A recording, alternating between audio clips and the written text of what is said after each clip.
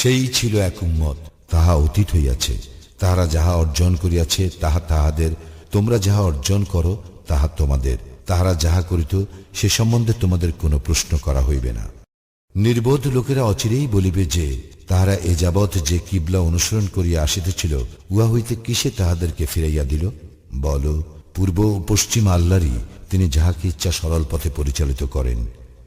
এইভাবে আমি তোমাদেরকে এক মধ্যপন্থী জাতিরূপে প্রতিষ্ঠিত করিয়াছি, যাতে তোমরা মানব জাতির জন্য সাক্ষী স্বরূপ এবং রাসূল তোমাদের জন্য সাক্ষী স্বরূপ হইবে।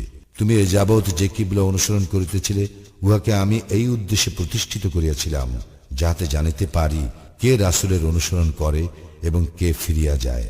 আল্লাহ যাহাদের সৎপথে পরিচালিত করিয়াছেন, তাহারা ব্যতীত অপরের নিকট ইহা নিশ্চয়ই কঠিন।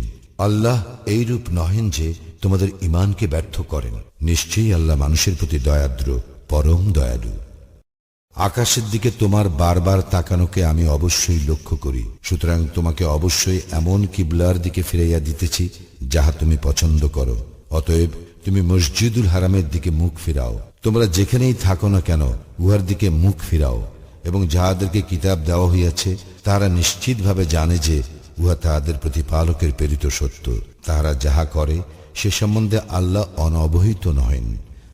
যাহাদেরকে কিতাব দেওয়া হইয়াছে, তুমি যদি তাহাদের নিকট সমস্ত দলিল পেশ করো, তবুও তাহারা তোমার কিবলার অনুসরণ করিবে না, এবং তুমিও তাহাদের কিবলার অনুসারী নও, এবং তাহারাও পরস্পরের কিবলার অনুসারী নয়। তোমার নিকট জ্ঞান আসিবার পর তুমি যদি তাহাদের খেয়াল খুশির অনুসরণ করো, নিশ্চয়ই তখন তুমি জালিমদের অন্তর্ভুক্ত হইবে।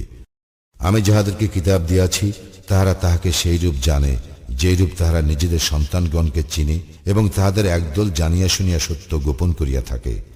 সত্য তোমার প্রতিপালকের নিকট হইতে প্রেরিত, সুতরাং তুমি সন্দিহানদের অন্তর্ভুক্ত হইও না।